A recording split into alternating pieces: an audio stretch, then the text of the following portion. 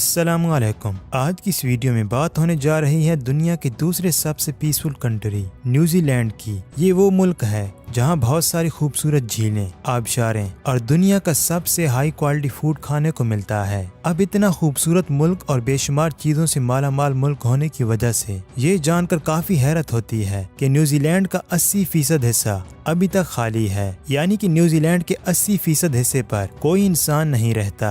आज की इस वीडियो में हम जानेंगे कि आखिर दुनिया का दूसरा सबसे पुरअमन मुल्क आधे से ज्यादा खाली क्यों है। आखिर ऐसी क्या वजह है कि वहाँ किसी इंसान का रहना मुमकिन नहीं। ये खूबसूरत मुल्क कैसे दरियाफ्त हुआ और यहाँ सबसे पहले कौन लोग आकर आबाद हुए थे, ये सब कुछ आप जानने वाले हैं आज की इस वीडियो में। दोस्तों, आपको बताते चलें कि पैसिफिक ओशन के बिल्कुल साउथ में और ऑस्ट्रेलिया से तकरीबन 4000 किलोमीटर की दूरी पर दुनिया का दूसरा सबसे पुरअमन और खूबसूरत मुल्क आबाद है, जिससे न्यूजीलैंड के नाम से जाना जाता है। पाकिस्तान में रहने वाले ज्यादातर लोग न्यूजीलैंड को क्रिकेट की वजह से ही जानते हैं, क्योंकि न्यूजीलैंड की क्रिकेट टीम का शुमार टॉप क्रिकेट टीमों में किया जाता है। इस वक्त दुनिया के टॉप क्रिकेट प्लेयर्स भी आपको न्यूजीलैंड की क्रिकेट टीम में ही देखने को मिलते हैं। लेकिन अगर क्रिकेट टीम से हटकर देखा जाए तो न्यूजीलैंड और भी बेशुमार खूबसूरत और दिलचस्प चीजों से भरा पड़ा है। जी हाँ, इस वक्त दुनिया में सबसे ज्यादा खूबसूरत झीलें, आबशारें, ऊंचे ऊंचे पहाड़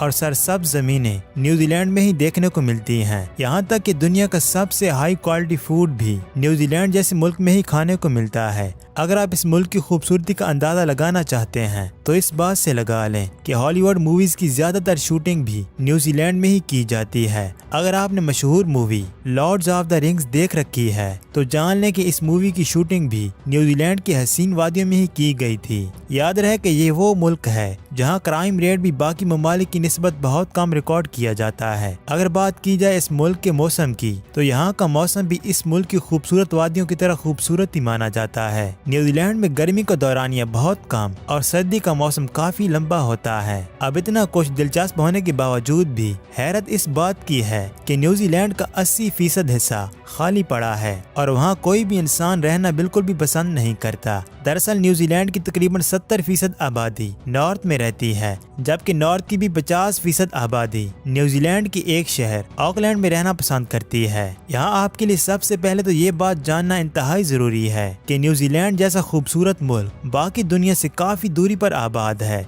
इसकी दूर होने का अंदाजा आप इस बात से लगा लें कि अगर कराची से कोई शख्स न्यूजीलैंड जाना चाहे तो उससे न्यूजीलैंड पहुँचते पहुँचते तकरीबन 20 से 22 घंटे का वक्त लग जाएगा। अगर न्यूजीलैंड के पहली मर्तबा आबाद होने की तारीख पर नजर डाली जाए तो इस हवाले से हमें कई सारी कहानियां सुनने को मिलती हैं, लेकिन न्यूजीलैंड की अपनी ऑफिशियल वेबसाइट इस बात की निशानदही करती है कि 1320 से 1350 के दरमियान मौरी नामी लोगों ने पहली बार न्यूजीलैंड को दरियाफ्त किया। मौरी वो लोग थे जो पैसिफिक ओशन के आसपास मौजूद आइलैंड्स, जिन्हें पॉलिनेशियन आइलैंड कहा जाता है, इन आइलैंड्स पर रहते थे। बताया जाता है कि 13वीं सदी के आसपास वो लोग इन सारे आइलैंड्स को छोड़कर बड़ी बड़ी कश्तियों में सवार हुए और न्यूजीलैंड जा पहुंचे। लेकिन अगर मौरी लोगों की तारीख पर नजर दौड़ाई जाए तो उनके मुताबिक पढ़ने को ये मिलता है कि न्यूजीलैंड को 13वीं सदी में नहीं बल्कि इससे भी 500 साल पहले 750 एडी में कूपे नामी एक मौरी ने दरियाफ्त किया था।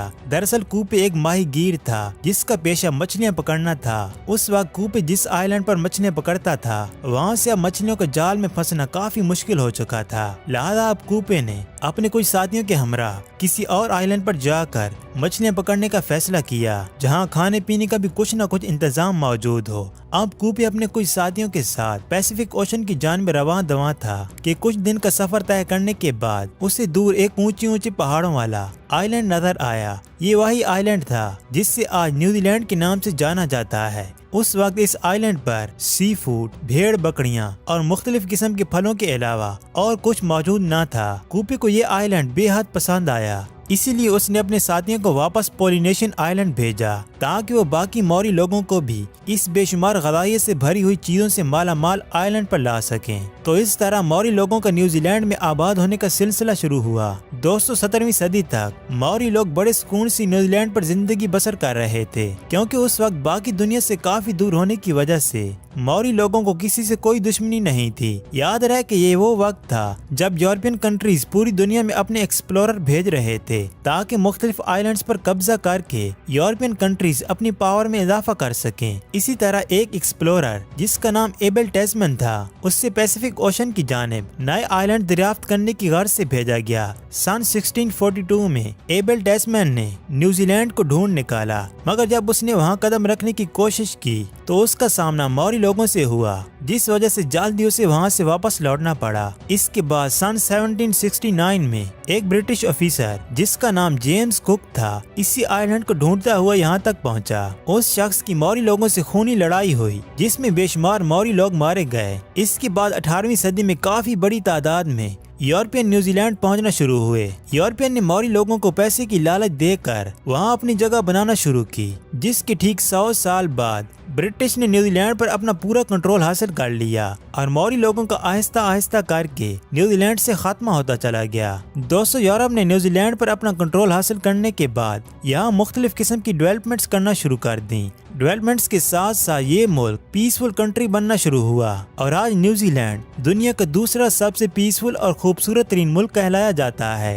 लेकिन जैसे कि वीडियो के शुरू में हमने आपको बताया कि इस मुल्क का 80% हिस्सा अभी तक खाली है और वहाँ कोई इंसान रहना पसंद नहीं करता। दरअसल इसकी सबसे बड़ी वजह यह है कि न्यूजीलैंड का 80% हिस्सा ऐसा है जहाँ किसी इंसान का रहना या यहाँ किसी किस्म की कंस्ट्रक्शन करना नामुमकिन है। इस सारे एरिए पर न सिर्फ ऊंचे ऊंचे पहाड़ हैं, बल्कि यहाँ की जमीन भी इतनी गैर मुनासिब है कि इस जगह कोई इमारत तामीर करना तो दूर की बात, इधर कोई रोड भी नहीं बनाई जा सकती।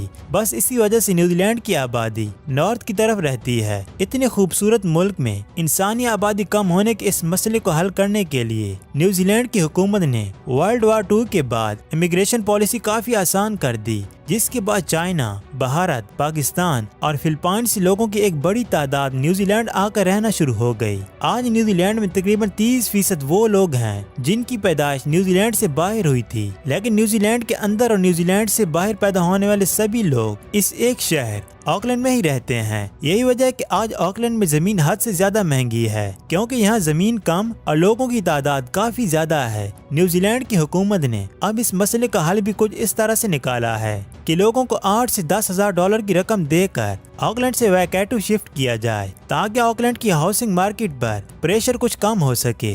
दोस्तों, न्यूजीलैंड की एक दिलचस्प बात ये भी है कि न्यूजीलैंड में नॉर्थ की जानिब सरजमीन काफी ज्यादा सरसब्ज है और इस सब्जे पर भेड़, बकरियों और मुख्तलिफ किस्म के जानवरों की तादाद बेतहाशा पाई जाती है। आपको जानकर हैरानगी होगी कि इस वक्त न्यूजीलैंड में इंसानों की तादाद तकरीबन 50 लाख, जबकि भेड़ बकरियों की तादाद 3 करोड़ से भी ज्यादा है। यही वजह है कि इस वक्त सिर्फ न्यूजीलैंड ही वो वाहिद मुल्क है जो पूरी दुनिया में सबसे ज्यादा हाई क्वालिटी गोश्त एक्सपोर्ट करता है। जी हाँ, एक रिपोर्ट के मुताबिक न्यूजीलैंड का 95% गोश्त पूरी दुनिया में एक्सपोर्ट किया जाता है। सन 2019 में इस एक्सपोर्ट से न्यूजीलैंड ने तकरीबन 44 बिलियन डॉलर्स कमा लिए थे। आज न्यूजीलैंड दुनिया के 50वें नंबर पर आने वाली इकोनॉमी भी बन चुका है, जबकि इस इकोनॉमी का सबसे बड़ा सोर्स ऑफ इनकम भी मीट एक्सपोर्ट करना है। लेकिन बात वहीं आकर रुक जाती है कि हर चीज में सबसे आगे होने के बावजूद भी आज न्यूजीलैंड का 80% हिस्सा ऐसा है जहाँ किसी भी किस्म की कंस्ट्रक्शन करना नामुमकिन है, और यही एक खामी पूरी न्यूजीलैंड की खूबसूरती पर असर अंदाज होती है। तो दोस्तों, ये थी आज की वीडियो।